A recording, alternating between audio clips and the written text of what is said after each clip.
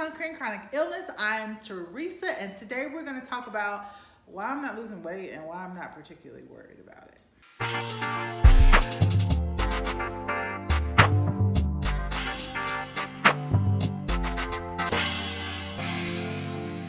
So,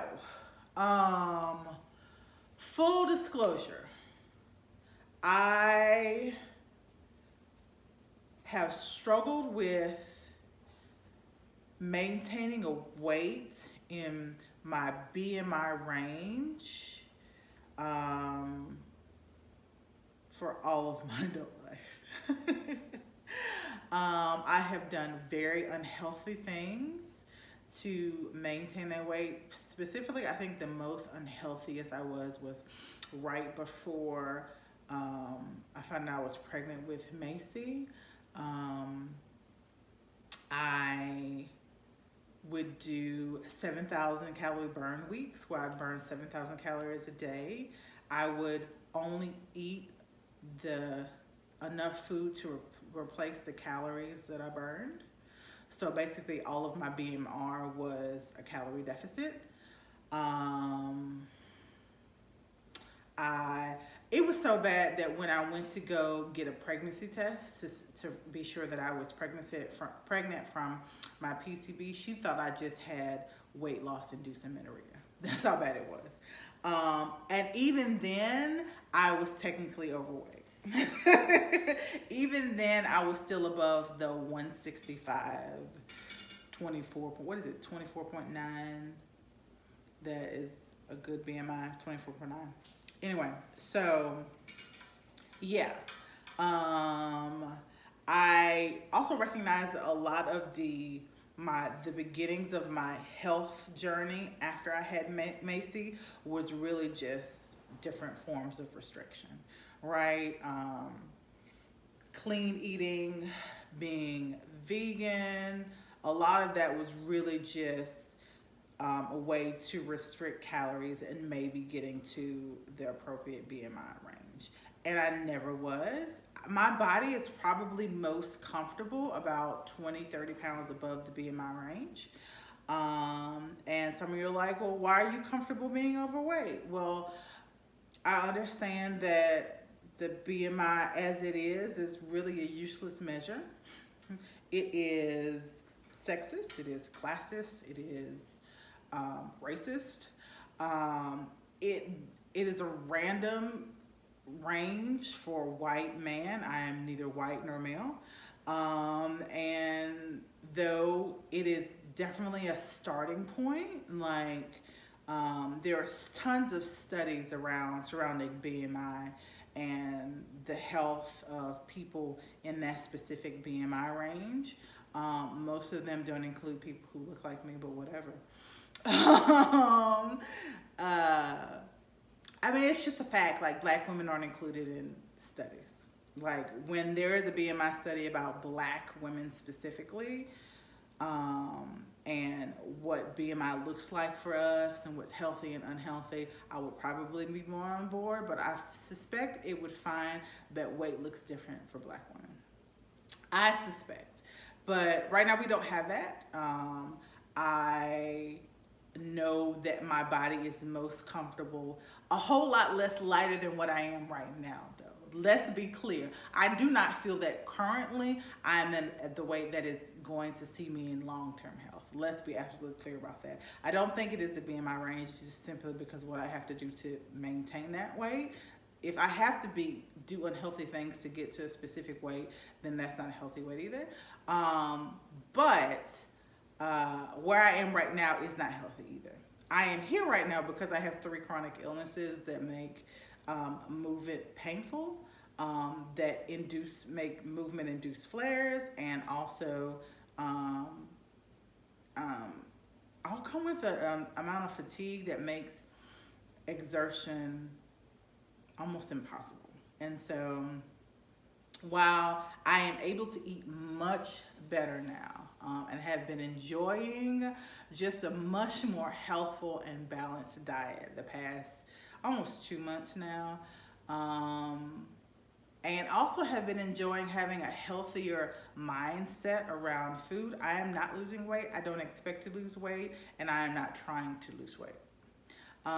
Mainly because physical exertion is something that my doctor has told me to be mindful about. Honestly and truly, the last visit with my rheumatologist, I discussed that I was actually working with a nutritionist and increasing my exercise and decreasing the amount of food that I was eating, trying to opt for a lower fat diet, lower calories, trying to get into a deficit. He asked me to stop. Specifically, the exertion.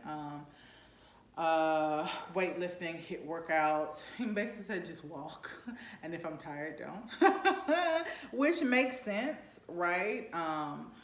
Fibromyalgia and my psoriatic arthritis are both triggered by trauma, or not necessarily trauma, but what's the word I'm looking for? Stress on my body. Weightlifting, hit workouts, exercise in general works literally by tearing your muscles in your body so that your body is forced to rebuild them, and they're rebuilt stronger. That tearing of the muscles causes my body to overreact and causes pain flares. It is what it is. And until we can get my body to calm down with the overreaction, that's just the reaction that my body is going to have, right?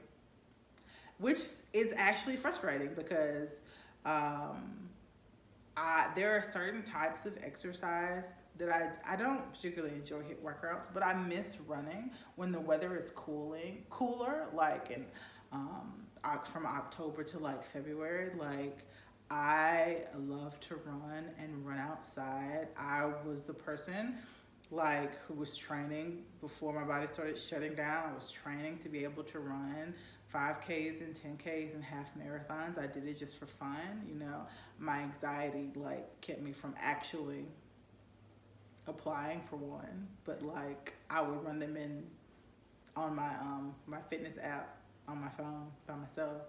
Like, I miss that. I miss being able to get everything that I needed to get done and also exercise. Like, right now it is a struggle getting everything that I need to get done, and so without that exercise component,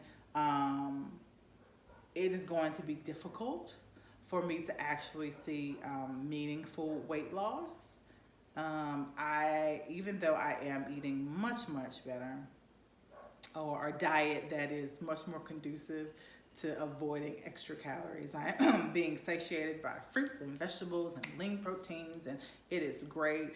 I found that reducing my refined carbohydrates, I'm by no means on a low carb, low anything diet, but I found that reducing my refined carbohydrates, I feel better. So I have no problem cutting those out for the most part, unless I just particularly want something, I'm gonna have it. But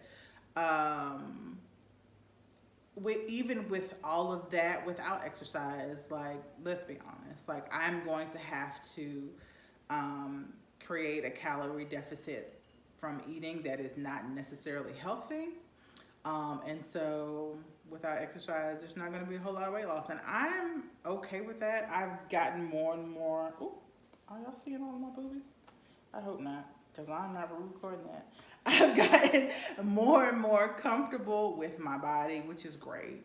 I have kind of healed some of my relationship around food and my demonizing and praising certain foods because of their lack of nutrition or their health benefits. I still have the same diet rules, food rules that I've had and I've talked about for the past couple of months. 1, what do I want to eat? And 2, do I have the means to eat it? Now, I have come to terms with the fact that there are some things that I ate that I did not really have the means to eat. Like, by means, I mean the money, the energy to fix it, and the ability to digest it without pain. And there were honestly some things that I was eating that was causing my stomach pain. Like, I can't eat ice cream. Even like the non-dairy ice cream, because it's so high fat and so high in sugar, it tears my poor stomach up. I can't have that either. Like, maybe on special occasions, like, but you know, let's be honest. I am older. My stomach does not appreciate all the sugary treats. red meats. I have been looking into autoimmune paleo. I'm not doing that, but something that's less restrictive is the Walls protocol, the Walls diet. I've been looking into that as well and doing some of those principles. And like, red meat is not something that I can eat a ton of. It upsets my stomach. Like, I just fish, and even like eating fish and chicken like at every meal. Like, it's not something that my stomach can tolerate. Like, my stomach would prefer that maybe once or twice a day I had a serving of protein that came from animal flesh. You know, and so even with the diet changes, I am not naive in the idea that without some sort of exercise regimen that is consistent and calorie burning, long enough to be calorie burning, that I'm going to see significant weight loss. I haven't gained any significant weight. My weight fluctuates about 10 pounds through the course of 30 to 60 days.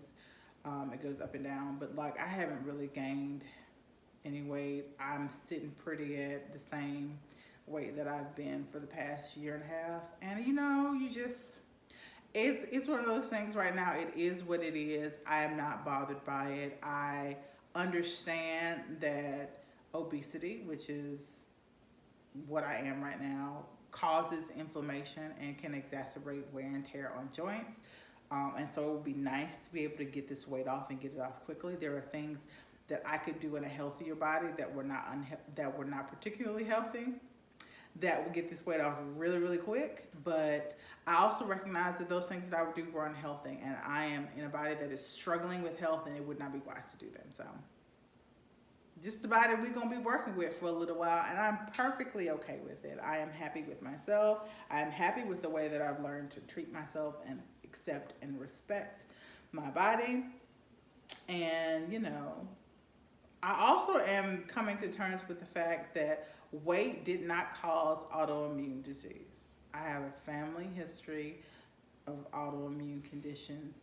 It was kind of, you know, Russian roulette. The reason I gained the weight was because the autoimmune disease started to affect my body. And so it will be a hindrance in me losing it, and it will be done eventually. I'm just not worried about it right now. Just not worried about it right now.